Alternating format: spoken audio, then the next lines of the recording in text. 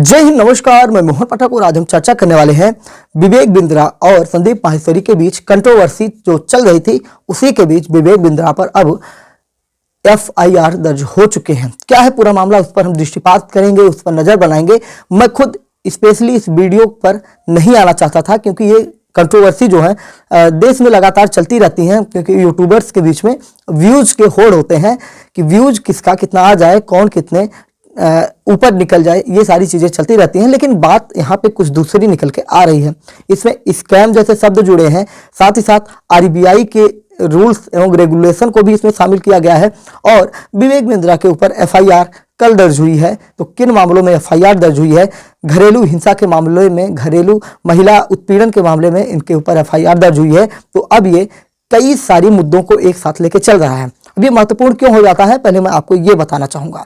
बात करेंगे विवेक बिंद्रा की, तो विवेक बिंद्रा एक बिजनेस कोच है। साथ ही साथ उनके कई सारे कोर्स संचालित होते हैं जो 50,000 रुपए से लेकर और भी ज़्यादा तरीके से, अलग अलग तरीके से जो कोर्स संचालित होते हैं, उनके कोर्स के फीस होती है। साथ ही साथ बात करेंगे संदीप माहेश्वरी के, तो भारत की सबसे बड़ी मोटिवेशनल स्पीकर के रूप में उनकी मान्यता प्राप्त है। हालांकि कुछ दिन पहले, कुछ महीने पहले या कुछ वर्षों पहले वो खुद डिप्रेशन के शिकार हो गए थे, लेकिन उन्होंने इस चीज को सोशल मीडिया पर, अपने प्लेटफॉर्म पर, यूट्यूब चैनल पर आकर इसको स्वीकार किया था कि मैं खुद डिप्रेशन का शिकार हूं। तो एक मोटिवेशनल स्पीकर के द्वारा खुद को डिप्रेशन में जाने के बाद उसको पब्लिकली बताना, ये एक महान कार्य होता है। और संदीप माहेश्वरी को हम लोग बचपन से ही देखते आ रहे हैं और उनसे मोटिवेट होते रहे हैं। साथ ही साथ विवेक बिंद्रा जी के भी बारे में भी हम अभी तक अच्छा कहेंगे, क्योंकि अभी उनके ऊपर कोई आरोप साबित नहीं हुए हैं जब तक सरकार द्वारा उनके ऊपर कोई एक्शन नहीं लिया जाता है। खैर, विवेक बिंद्रा घरेलू हिंसा के शिकार हुए हैं तो वो तो जग जाहिर हो चुका है। और इन चीजों को लेकर अब विवेक बिंद्रा की जो पॉपुलैरिटी है, विवेक बिंद्रा के जो सम्मान है, उन सब में गिरावट आनी शुरू हो गई है और विवेक बिंद्रा लगातार फंसते जा रहे हैं। दोनों के बारे में चर्चा करेंगे और कई सारे सोर्स हमने लिए हैं, क्योंकि हर जगह सोर्स में अलग अलग चीजें बताई गई हैं। तो जो सबसे बढ़िया सोर्स लगा, उन सारी चीजों को हम लेकर आए हुए हैं। बहुत सारे चित्रों के माध्यम से हम आपको दिखाते रहेंगे कि क्या क्या घटनाएं हुई हैं। आपके सामने चित्र भी लगातार चल रहे होंगे, ठीक है। तो बात करेंगे international motivational speaker Vivek Bindra पर। उनकी दूसरी पत्नी ने आरोप लगाए हैं। किन चीज का? मारपीट का आरोप लगाया है। पहली पत्नी ने नहीं, दूसरी पत्नी ने लगाया है। इससे यह साबित होता है कि विवेक बिंद्रा ने दूसरी शादी की थी और यह शादी बहुत दिन पहले नहीं हुई थी, हाल ही में हुई थी। उनके ऊपर, विवेक बिंद्रा के ऊपर एफआईआर दर्ज किया गया है उत्तर प्रदेश के नोएडा में, जो दिल्ली एनसीआर का हिस्सा है। विवेक बिंद्रा ने कमरा बंद करके पत्नी को बेरहमी से पीटा है, ऐसे आरोप उनके ऊपर लगाए गए हैं। इससे उनकी पत्नी के कान के पर्दे जो होते हैं फट गए हैं। विवेक बिंद्रा ने गाली गलौज भी की और पत्नी पर जो उनका मोबाइल था उसको भी तोड़ दिया है। और बिंद्रा के खिलाफ नोएडा में एफआईआर दर्ज किया गया है, ऐसा मीडिया रिपोर्ट्स में दावा किया जा रहा है। जो एफआईआर है, उस एफआईआर में क्या कहा गया है उसकी जानकारी आपको होनी चाहिए। साथ ही साथ हम आगे ये बताएंगे कि विवेक बिंद्रा जो है बिजनेस कोच जो है, उनके संदीप माहेश्वरी के साथ क्या हुआ था। साथ ही साथ और भी कई कंपनियों के साथ इनके विवाद हुए हैं, उनकी भी चर्चा करने की कोशिश करेंगे। बात की जाए तो इनके शादी के डेट को लेकर काफ़ी चीज़ें निकल के आ रहे हैं कि इनकी शादी के डेट को लेकर मीडिया ही कंफ्यूज है, ठीक है। एफआईआर के मुताबिक 6 दिसंबर को विवेक बिंद्रा की यानिका से शादी हुई थी। इनकी पत्नी का नाम यानिका है। मारपीट की घटना 8 दिसंबर की है, यानी कि 6 को शादी होती है और 8 को मारपीट की घटना होती है। मारपीट की घटना, इसके बाद यानिका को दिल्ली के एक प्राइवेट अस्पताल में भर्ती करवाया गया। यानिका के जो भाई हैं वैभव क्वात्रा ने विवेक के खिलाफ 14 दिसंबर को सेक्टर 126 थाने में केस दर्ज करवाया है। तो ये सारी चीजें हैं। विवेक बिंद्रा का एक वीडियो भी सामने आया है, इसमें वो स्पष्ट रूप से दिखाई पड़ रहे हैं कि जो उनके घर का सोसाइटी का गेट है उस पर अपनी पत्नी के साथ नोक झोंक करते दिखाई दे रहे हैं।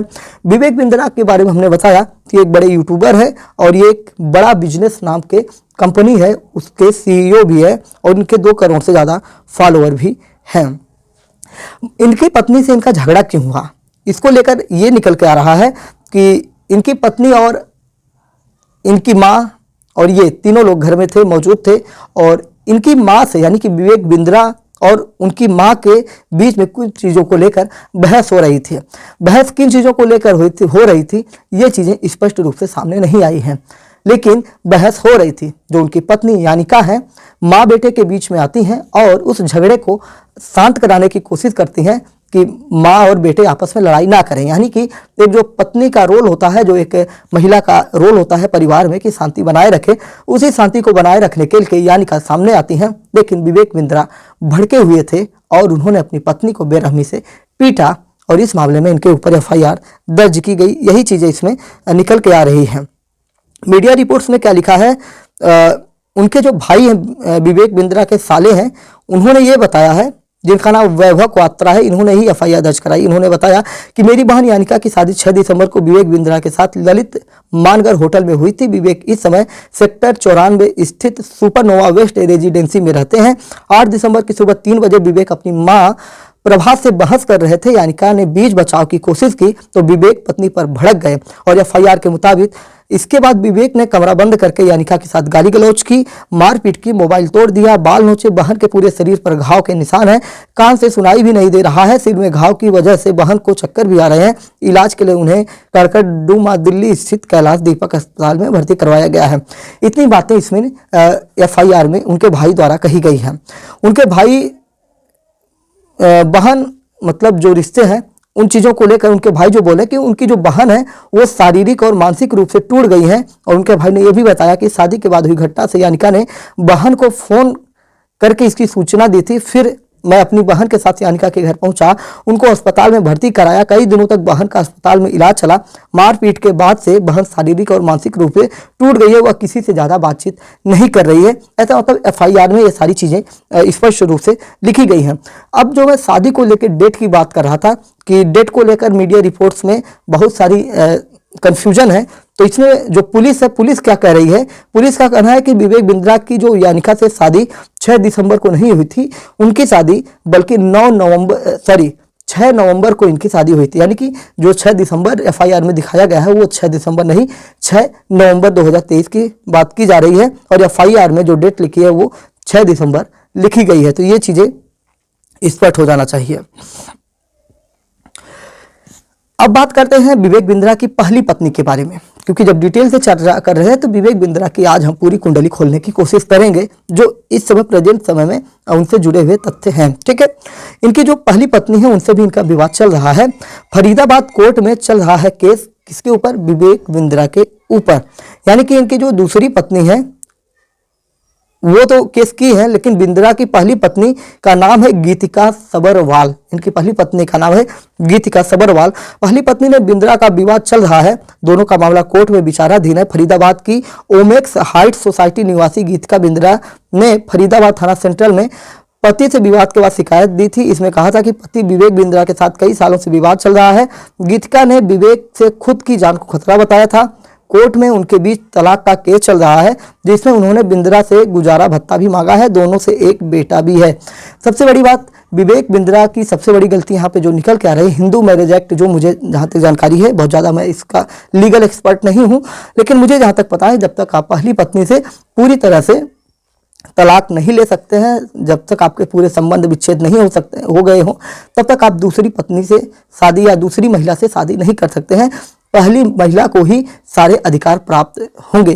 तो इस जो न्यूज़ रिपोर्ट है इसमें जो कहा गया है कि अभी कोर्ट में इनके जो तलाक है उसके मामले विचाराधीन है, तो इन्होंने शादी कैसे कर ली है, तो ये बड़ी बात है और इसमें भी ये फंसेंगे। आज नहीं तो कल इस मामले में इनको प्रशासनिक कार्रवाइयों का सामना करना पड़ेगा।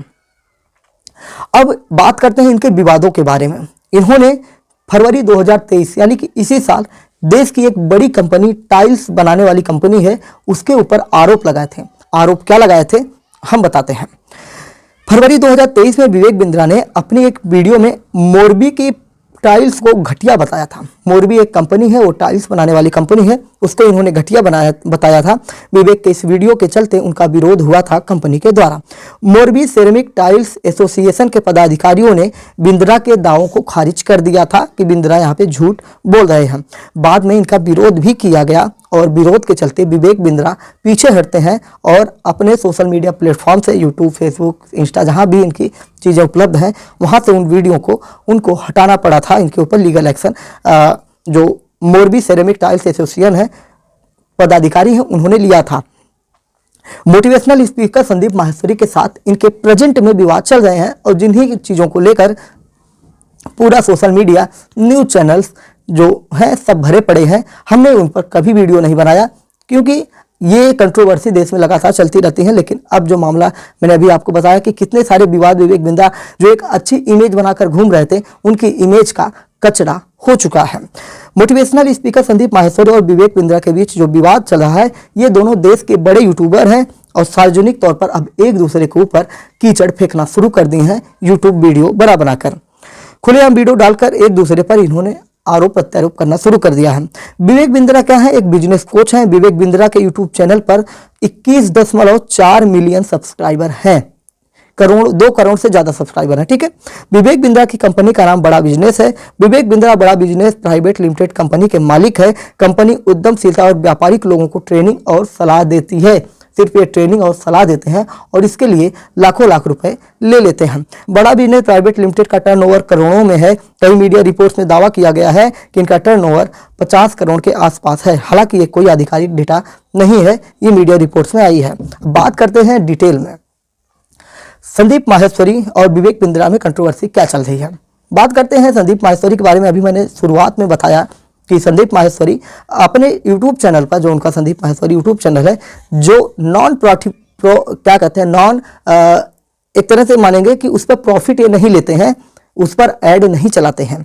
लेकिन विवेक बिंद्रा की वजह से अब वो अपने चैनल पर ऐड चलाएंगे और उस ऐड से जो करोड़ों रुपए उनको मिलने वाले हैं, उन रुपयों से ये क्या करने वाले हैं, विवेक बिंद्रा के ऊपर केस ठोकने वाले हैं, लीगल एक्शन लेने वाले हैं। ये एक्शन लेने का मामला कहाँ से आया, तो अब हम आपको सुनाते हैं पूरी कहानी।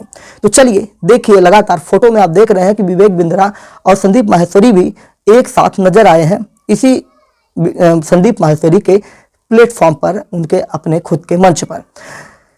बिजनेस को लेकर संदीप माहेश्वरी का इस समय शो चल रहा है जिसमें वो बिजनेस के बारे में लोगों से बात कर रहे हैं और इसी चीज को लेकर विवेक बिंद्रा ने भी कटाक्ष किया था कि आप मोटिवेशनल स्पीकर हैं और आपसे लोग मोटिवेशन लेने आते हैं, बिजनेस सीखने नहीं आते हैं। इस प्रकार की तीखी नोकझोंक इन दोनों के बीच में चल आ रही है और FIR तो हो चुका है, लेकिन दूसरे मामले में हुआ है।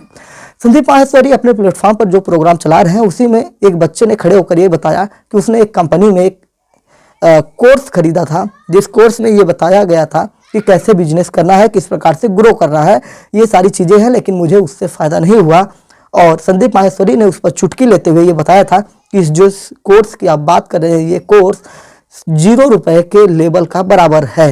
यानी कि अगर आपको उस कोर्स से कोई लाभ नहीं हुआ है तो ये आपके शून्य के बराबर है और इसका रिफंड कंपनी को आपको देना चाहिए। और बिना नाम लिए ही उन्होंने इस वीडियो को पोस्ट किया हुआ था और पहले इन्होंने बहुत सारे वीडियो आधे घंटे, 20 मिनट, 15 मिनट के थे, लेकिन इन्होंने इस चीज़ को कट पेस्ट करके इन्होंने मात्र 10 मिनट से 11 मिनट की वीडियो यूट्यूब पर पोस्ट किया और इस पर मिलियंस में व्यू आ जाते हैं। और इसके बाद बड़ा बिजनेस का बड़ा आदमी विवेक बिंद्रा सामने आते हैं और उन मतलब खुला तीर अपने ऊपर ले लेना, जबकि विवेक बिंद्रा का नाम इसमें कहीं पर लिया नहीं गया था, लेकिन विवेक बिंद्रा इसको अपना ले लेते हैं। यही बात संदीप माहेश्वरी भी कहते हैं कि जब आपका किसी ने नाम नहीं लिया था तो आप क्यों उछल कूद मचाकर सामने आए और खुद ही खुद को बदनाम कर गए।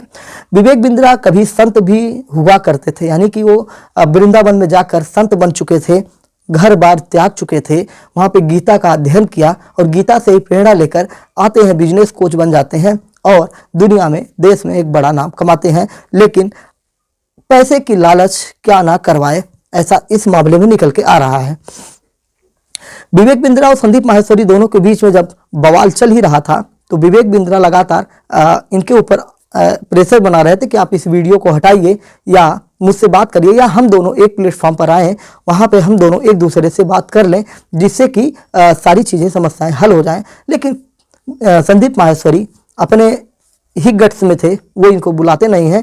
फिर विवेक बिंद्रा का जो 10 दिन का MBA चल रहा था, भैया विवेक बिंद्रा जी माफ़ करिएगा लेकिन 10 दिन में MBA आप कैसे करवा देंगे। और इतना मैंने भी आपका वो वाला शो देखा जिसमें आप 10 दिन का MBA करवा रहे थे। भैया 10 दिन में MBA कैसे होगा।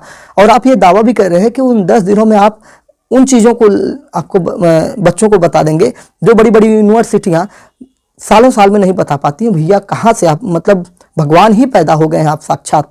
ठीक है, मेरी बात आपको कड़वी लगेगी, लेकिन 10 दिन में MBA नहीं किया जा सकता है। हम लोग भी पढ़ते हैं, हम लोगों को पता है कि कोई टॉपिक पढ़ने में, एक किताब पढ़ने में अगर अच्छे से आप पढ़ेंगे तो महीनों लग जाते हैं, और आप 10 दिन में MBA करवा रहे हैं। और पूरे देश को, तब तो भारत सरकार को चाहिए, आप भारत सरकार से काफ़ी डोनेशन वगैरह करोड़ों में देते रहे हैं, ये सब आपकी उदारशीलता है, लेकिन इसी कोर्स को आप भारत सरकार के इंस्टीट्यूशन को भी बताइए, शिक्षा मंत्रालय के बताइए, जिससे 10 दिन का कोर्स लॉन्च कर दिया जाए। भारत सरकार के द्वारा नई शिक्षा नीति आ रही है, उसी में इसको ऐड कर दिया जाए और देश को 10 दिन में MBA बनाया जाए, और पूरी दुनिया में एक भारत इकलौता देश होगा जहां का प्रत्येक नागरिक MBA किया हुआ होगा। इससे बड़ा गौरव की बात क्या हो सकता है भैया। 10 दिन में MBA जीवन में नहीं हो सकता है, 10 दिन में कुछ नहीं हो सकता है। पढ़ाई लिखाई 10 दिन में नहीं की जा सकती है। आप गीता पढ़े हैं तो भगवान श्री कृष्ण ने एक दिन में एक क्लास पास किया था, तो शायद वही आपके दिमाग में चल रहा होगा। ठीक है, गीता आपने ही नहीं पढ़ी है, सबने पढ़ी है, और गीता में कृष्ण जी की लीलाओं के बारे में भी लोग जानते हैं। आपने गीता ही पढ़ी होगी, हमने महाभारत पूरी पढ़ रखी है। ठीक है, तो विवेक बिंद्रा जी यहाँ पर आप बिल्कुल गलत है। 10 दिन में MBA नहीं करवाया जा सकता है, ये मेरा अपना मानना है। खैर, आप अगर करवा रहे हैं तो करवाते रहिए। इसी वीडियो में इन्होंने चैलेंज किया था संदीप माहेश्वरी को, जो करीब 1.5-2 घंटे का इनका वीडियो था। इस वीडियो में आधे घंटे तक इन्होंने संदीप माहेश्वरी को लपेटा हुआ था और बोला था कि मतलब बहुत सारी चीज़ें कही थी। उस वीडियो को आपको देख लेना चाहिए। फिर उसके बाद संदीप माहेश्वरी का एक और वीडियो आता है जिसमें ये पूरी RBI की गाइडलाइंस लेके आते हैं और किस प्रकार से इनको ऊपर केस करना है, उसके लिए उन छात्रों को मोटिवेट करते हैं जो छात्र इनसे पढ़कर अपने पैसे बर्बाद कर लिए हैं। संदीप माहेश्वरी का कहना है कि ये वो छात्र हैं जो 18 से 25 वर्ष के बीच के छात्र हैं, जिनकी जेब में 50 रुपए भी नहीं होते हैं, और उनसे 50-50 हजार रुपए ऐंठ लिए गए। ऐसा दावा किया गया है विवेक बिंद्रा के द्वारा कि अगर आप बिजनेसमैन नहीं बनते हैं, अगर आप महीने का 10 लाख कमाने लायक नहीं होते हैं, तो आपको ये पैसे वापस कर दिए जाएंगे और आपसे पूछा भी नहीं जाएगा कि आप क्यों ऐसा कर रहे हैं। तो ऐसे दावे भी किए हैं विवेक बिंद्रा ने, और इन्हीं सारी चीज़ों को अब रिपोर्ट लगाकर इनके ऊपर FIR करने की बात की जा रही है। शुरुआत में सभी को लगा कि कल जो FIR दर्ज हुई है इसमें विवेक बिंद्रा के ऊपर भारत सरकार या संदीप माहेश्वरी के द्वारा लीगल एक्शन लिया गया है, लेकिन ये जो चीज़ें हैं ये उनकी पत्नी के द्वारा FIR दर्ज किया गया था। लेकिन आने वाले समय में विवेक बिंद्रा पर FIR होना तय है, क्योंकि ये बहुत बड़ा स्कैम निकल के आ रहा है, और ये स्कैम देश के लिए बहुत बड़ा घातक होगा अगर ये साबित हो रहा है कि विवेक बिंद्रा ने गलत तरीके से बच्चों का मिसयूज किया है। उनकी जो बाल मनोस्थिति होती है उनको बहला फुसला कर उनसे कोर्स खरीदवाए हैं। कोर्स में जब बच्चे पैसे वापस मांगते हैं तो विवेक बिंद्रा के द्वारा कहा जाता है कि ये कोर्स जो है 3-4 लोगों को और बिचवाइए और कुछ परसेंट 30%, 35% लेकर अपनी फीस वापस चले जाइए। यानी कि बच्चों को ही ग्राहक बनाया जाता है और बच्चों को ही सेलर बनाया जाता है। एक तरह से ये बहुत बड़ा फ्रॉड की श्रेणी में आता है। यानी कि एक आप कोर्स बना देते हैं, उसी कोर्स को एक आदमी को बेचते हैं, उस आदमी को कोई फायदा नहीं होता। जब वो पैसे मांगता है तो आप उससे कहते हैं कि आप 2-4 लोगों को ये कोर्स बेचिए, उसका जो परसेंटेज होगा वो हम आपको दे देंगे, जिससे आपको पैसा मिल जाएगा। यानी कि इसको पैसा मिला, ये यहाँ से हटा, फिर 3 लोग मुर्गा बन चुके हैं, उन मुर्गों को फंसाया गया है, फिर उन मुर्गों के द्वारा 3 लोगों को फंसाया गया है, फिर उन मुर्गों के द्वारा और 3 को, उन मुर्गों के द्वारा और 3 को, इस तरह से मूर्ख बनाने का काम विवेक बिंद्रा के द्वारा किया जा रहा है। ऐसा संदीप माहेश्वरी कहते हैं, मोहन पाठक नहीं कह रहे हैं। संदीप माहेश्वरी का मतलब कि चैन बनाई जा रही है, ऐसा संदीप माहेश्वरी के द्वारा कहा जा रहा है। मुझे मत लपेटिएगा, ये मेरे शब्द नहीं है, संदीप माहेश्वरी के शब्द है जिनको मैं विश्लेषण कर रहा हूं। और ये एक तरह का देश में बहुत बड़ा स्पैम है। और संदीप माहेश्वरी का कहना है कि इस जो उनका वीडियो आया था, इस वीडियो के बाद जो विवेक बिंद्रा है वो देश छोड़कर भागने को मजबूर हो जाएंगे, और इससे पहले वो देश छोड़कर भागे, देश की बड़ी बड़ी एजेंसियां CBI, ED, जो IT होता है, सब कुछ इनके पीछे लग जाए, और RBI की गाइडलाइंस के अनुसार संदीप माहेश्वरी को जेल जाना तय है, और जितने पैसे बच्चों के बनते हैं उनको वापस करना भी तय है। वीडियो बहुत लंबा हो चुका है, अब मैं यहीं पर समाप्त करना चाहूँगा, क्योंकि जो स्पेशली जानकारियाँ थी मैंने वो आपको दे दिया। बाकी आप सोशल मीडिया पे हजारों वीडियो इन दोनों लोगों के कंट्रोवर्सी पर बने हैं, उनको आप जाकर देख सकते हैं। लेकिन जो चीज़ें मैंने आपको बताई हैं ये बहुत ही महत्वपूर्ण चीज़ें थी, जो आपके लिए Indian society, Indian polity, Indian economy, सब चीज़ों के लिए महत्वपूर्ण हो जाता है, क्योंकि इसमें सारी चीजें हैं। सोसाइटी की बात करेंगे तो घरेलू हिंसा, पत्नी से झगड़े, एक पत्नी के साथ तलाक, कोर्ट में केस चल रहा है। इकोनॉमी की बात करेंगे तो एक बहुत बड़ा स्कैम जो भारत की अर्थव्यवस्था को असर दिखाता है। पॉलिटी की बात करेंगे कि इतना बड़ा स्कैम चल रहा था और देश के राजनेता क्या कर रहे थे। तो समझ में आ गई बात, ठीक है।